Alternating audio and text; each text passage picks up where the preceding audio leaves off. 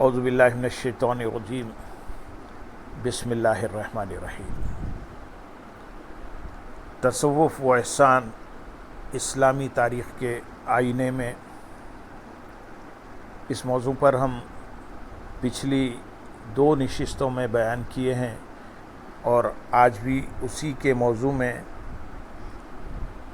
تصوف عہد رسالت اور عہد صحابہ میں بیان کیا جائے گا۔ اسلامی معاشرے کی تشکیل نبی اکرم صلی اللہ علیہ وسلم کے وجود مسعود سے ہوئی۔ یہ بعثت نبی کی برکت تھی کہ جس نے انسانوں کو دولت اسلام سے سرفراز کیا اور پھر انہیں باقاعدہ معاشرتی زندگی عطا کی۔ تاریخ اسلام میں جن تین ادوار کو اسلامی معاشرے کے مثالی و زرین ادوار کی حیثیت حاصل ہے، وہ عہد رسالت، عہد صحابہ اور عہد تابعین ہیں۔ احادیث رسول صلی اللہ علیہ وسلم بھی اسی امر کی تصدیق و تائید کرتی ہیں۔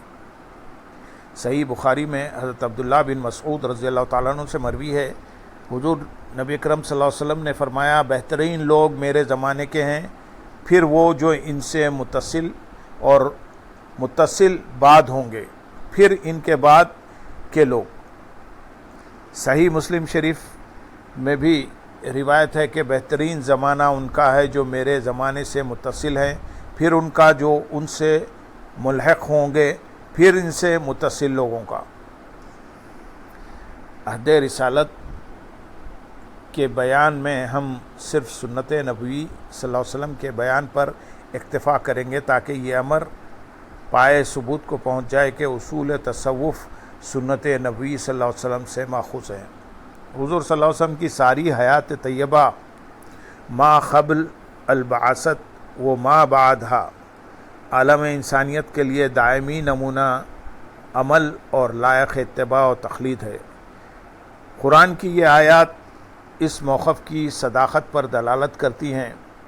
سورۃ یونس آیت نمبر 16 میں ارشاد ہے، میں تم میں عمر کا ایک حصہ گزار چکا ہوں، کیا تم عقل نہیں رکھتے؟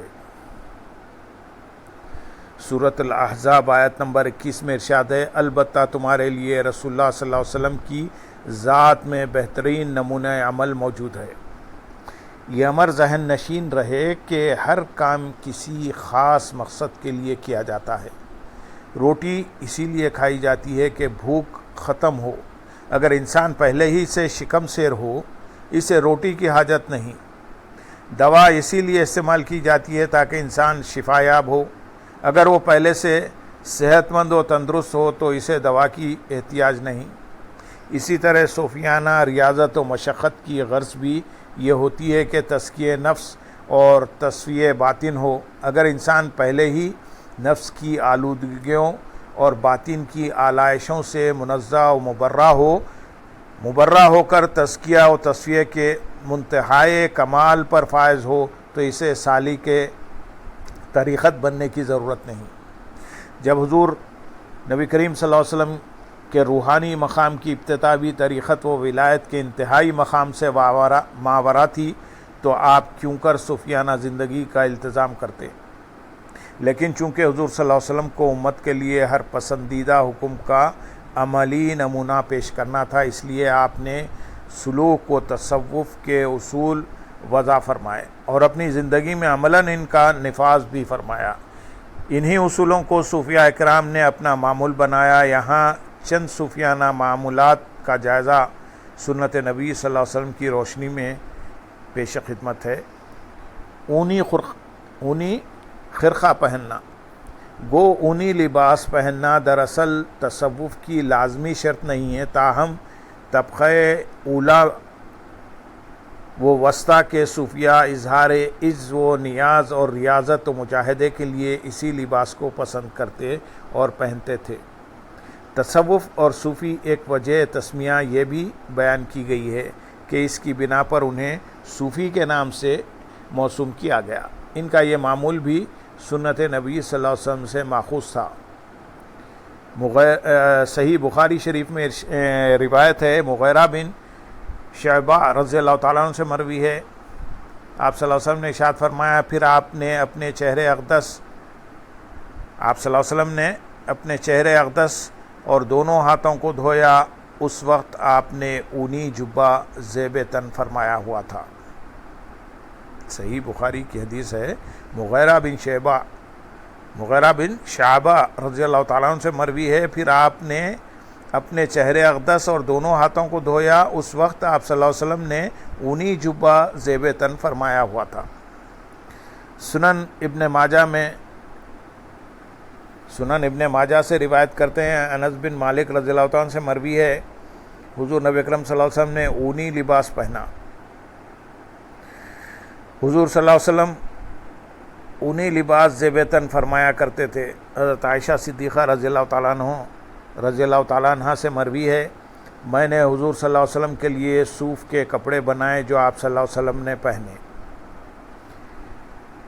خلوت نشینی، بچپن سے ہی حضور نبی کریم صلی اللہ علیہ وسلم کی طبیعت خلوت کی طرف مائل تھی۔ علامہ حلبی حضور صلی اللہ علیہ وسلم کے اس میلان عزلت نشینی کا ذکر کرتے ہوئے روایت کرتے ہیں، حضور صلی اللہ علیہ وسلم کو بچپن ہی سے عبادت اور خلوت سے انس تھا، لیکن جب زمانہ بعثت قریب آیا تو ذوق خلوت پسندی میں شدید اضافہ ہو گیا۔ حضرت عائشہ صدیقہ رضی اللہ تعالیٰ عنہ سے مروی ہے صحیح بخاری میں اور مشکات المصابیح میں، پھر حضور نبی اکرم صلی اللہ علیہ وسلم کو عزلت نشینی محبوب ہو گئی اور آپ غار حرا میں گوشہ نشین ہو کر تحنس ایک قسم کی عبادت کیا کرتے تھے، جہاں آپ متعدد راتیں عبادت میں مصروف رہتے۔ آپ رضی اللہ تعالیٰ عنہ فرماتی ہیں، جس کو سیرت ابن ہشام میں روایت کیا ہے، اللہ تعالیٰ نے حضور صلی اللہ علیہ وسلم کے دل میں خلوت نشینی کو مرغوب بنا دیا، یہاں تک کہ حضور صلی اللہ علیہ وسلم کو خلوت نشین رہنے سے زیادہ کوئی کام بھی پسند نہ تھا۔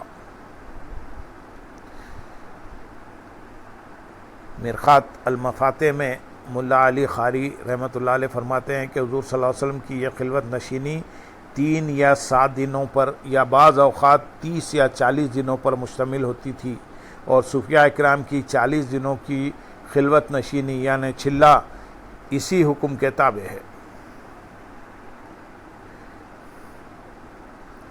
اس خلوت نشینی میں حضور صلی اللہ علیہ وسلم کی عبادت شریعت ابراہیمی کے مطابق ذکر اور فکر و مراقبہ تھی۔ ذکر اسم ذات، قرآن حکیم کے ذریعے حضور صلی اللہ علیہ وسلم کو ذکر اسم ذات کی تلقین کی گئی تھی۔ سورۃ المزمل آیت نمبر 8 میں ارشاد ربانی ہوا، اور اپنے رب کے نام اللہ کا ذکر کیجیے اور سب سے کٹ کر اسی کی طرف ہو جائیے۔ قاضی ثناء اللہ پانی پتی رحمۃ اللہ علیہ فرماتے ہیں، جس کو تفسیر مظہری میں بیان کیا ہے، معلوم ہوا کہ ارشاد ربانی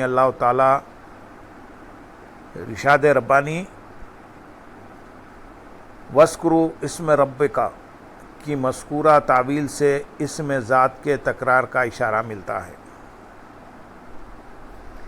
قرآن حکیم کے ذریعے حضور صلی اللہ علیہ وسلم کو ذکر نفی و اس بات کی بھی تلقین کی گئی ہے۔ سورۃ مزمل آیت نمبر 9 میں ارشاد ہے، وہ مشرق و مغرب کا رب ہے اور اس کے سوا کوئی معبود نہیں۔